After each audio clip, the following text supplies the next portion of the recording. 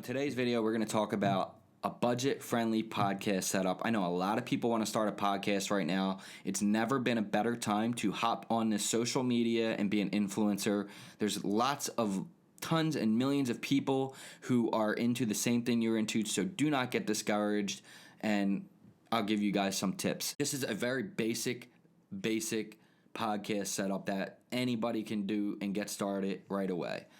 The first thing you're going to want to do is find out what your niche is going to be like, what type of channel you're going to have, what type of podcast you're going to do, what are the things you're going to talk about, and kind of like go down and list some video ideas that you have, and go ahead and search for those types of videos through YouTube and through Spotify or iTunes and see what other people are talking about, who they're engaging with, what the conversations are. That's my tip, that number one that I would give you guys, to just go ahead and do a little bit of research on what you think that the type of videos you're going to want to do. The second tip that I want to share with you guys is to figure out what type of platforms you're going to be sharing your content on. So whether you're just going to be doing audio tracks and you're not going to release the film version of your podcast, which is what you're watching right now. So that is something you're going to need to figure out, because that's going to affect the budget and then how much money you're going to need to spend. Because if you're not going to film your podcast, then obviously there's no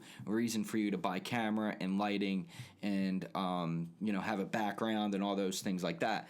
So you can actually do a super basic setup with a USB mic, a computer, and GarageBand, and just do the rawest form and just start doing a podcast right away. I mean, that's really all. That's all it takes.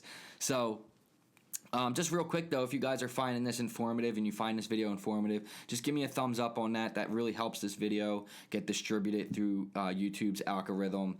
And give me a thumbs up and a like and a share and all that good stuff, and that helps the channel do better. So, for my channel, this is a lifestyle channel, so that's kind of how I get away with making my channel just kind of have different niches all over the place. So men's lifestyle can pertain to a variety of different subjects. Like, sometimes I want to talk about news or sports or gear or, firearms or, dog training or, fitness or healthy eating, whatever, hockey jerseys for, this channel, I just kind of talk about a little bit of everything, because that's lifestyle, fashion, everyday carry, podcast, how to set up a podcast, so a lifestyle channel is that's just my way of saying, like, this is what this channel is. So that's what I do. So basically, figure out what your channel is going to be. You're going to have a food channel, you're going to have a sports channel, or you're going to have a cooking channel or a cooking podcast. So that's basically what you're going to want to do. And then once you figure out those two things, what your channel is going to be and where you're going to distribute it, you can go ahead and start planning out your budget and what you're going to want to, buy. So if you're just going to do audio, all you really need is, and I recommend the Blue Yeticaster mic, and that's what you're seeing right here. And I also have the boomed arm version of this, which is about $350, let's say $300 to $400, depending on the time you're buying this and looking at it on Amazon. Now, the table version of this mic has its drawbacks. It doesn't have the shock mount, and it's, but it also is kind of in the way. A lot of times it looks better on camera, but, I honestly really do like the table mic. The only problem with the table mic is, like, maybe you get down on the table, it'll pick those kind of things up. Maybe the dog bumps into it. So those are things that are kind of the drawbacks to the table mic versus the mic on the boom arm with the shock mount. And both of these are missing the pop filters because my dog likes pop filters. So anyway, the Blue Yeticaster mic is an excellent choice. It's a USB mic, but it is so crisp and clear. Like, you're listening to this whole tip tutorial kind of video right now through GarageBand and just filming on my Canon M50. I'm going to take the film from this, put it on through iMovie, download the track from GarageBand, put it on iMovie, then I'm going to delete the audio from the video after I sync them up, and then you're just going to hear the audio from this and not the camera. So that is if you're going to film it. But, honestly, if you're if you're just going to do audio, you don't need to worry about that part of it. And, that's going to be entirely up to you. Either way is going to be fine. If you're going to have a guest, that's another thing you're going to want to figure out, because GarageBand just doesn't seem like the place you're going to want to use if you're going to have a guest on your podcast, because it's very difficult for GarageBand to pick up two separate mics. As you've seen in some of my last video with Danny, she and I were having very difficult time getting GarageBand to figure out the two mics, and it just wasn't working out. So there are ways around that. You can use Audacity, you could use Adobe Premiere, which allows you to use two mics, two audio tracks, and that's probably the way you're going to go. But this is a basic setup. So what I'm going to tell you is if you have a MacBook, which most people have probably. Some people use other computers, the Dells or whatever, but it's all the same thing, but you're just not going to use GarageBand if you have those. But if you do have a MacBook and you're using GarageBand, that's all you really need to do. So once you figure out where you want to distribute your podcast to, and you have all these ideas, you're going to want to start going with it. You have the mic, you have GarageBand, you've been doing some test runs, you think it sounds good, everything looks good. So you're doing that.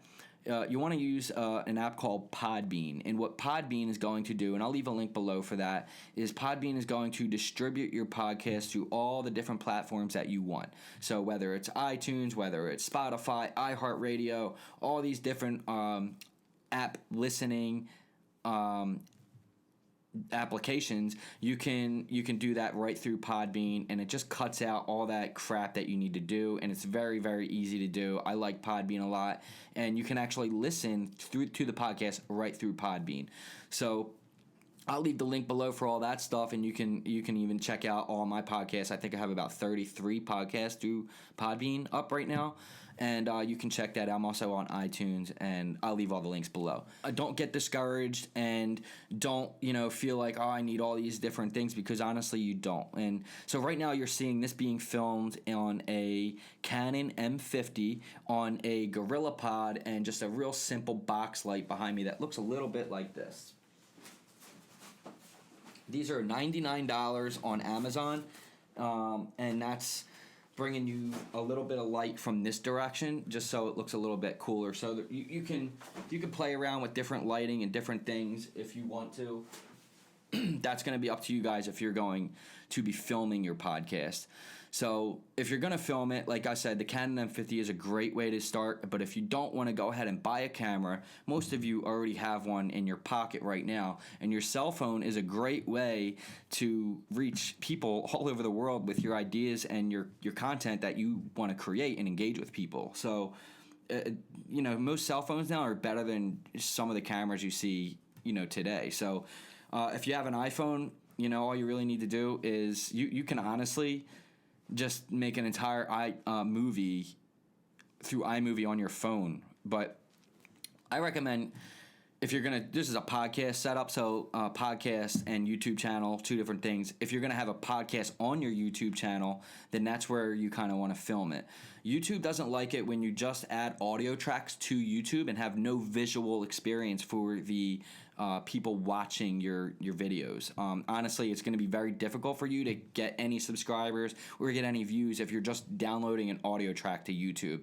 They kind of will like put you in like the forgotten files of YouTube, and no one will ever see your content. You might get lucky and get a couple hits, but you're not going to do very well with that. So if you're going to even upload to YouTube, make sure you get yourself a very basic camera setup. And, honestly, just use your phone and get your video file, put it on your computer or whatever you're using to do your editing.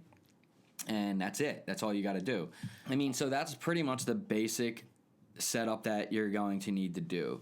So one last tip I want to give you guys, though, and this is something that I seen the other day, and I felt like I was going to bring it up during this episode, is don't ask for people's permission. I see this a lot. I see somebody the other day, they wanted to write a book, and they said, well, if I wrote a book, would anybody read it? Well, if I started a YouTube channel, or if I had a podcast, would anybody listen, or would anybody watch?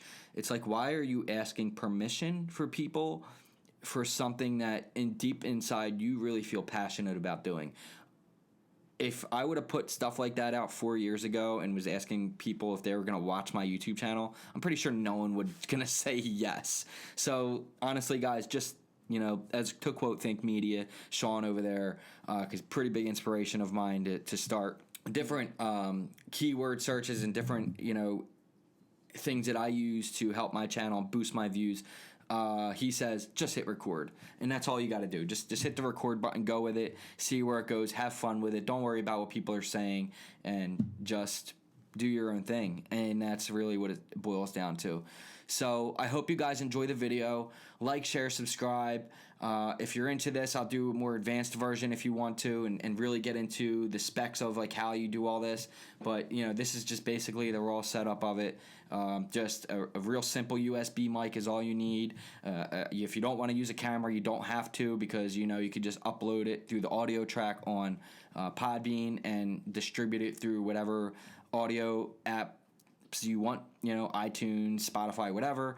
And if you want to film it, either use a phone or something simple like a Canon M50 or just a basic $130, camcorder camera. Because, keep in mind that these Canon M50s only record time is a half hour. So if you're going to do a podcast that's really long, over a half hour, then you're going to need to get something like a camcorder type camera. Because these unless you just want to keep hitting record every half hour, it just makes it easier. So that's it. That's my tips for you guys. I hope you enjoy. I hope to see you guys starting channels. If you have a channel you're thinking about starting, leave your comment below, and any tips you want to give people, leave the comments below. And that's it. I love you all. Have a great rest of your week. Peace.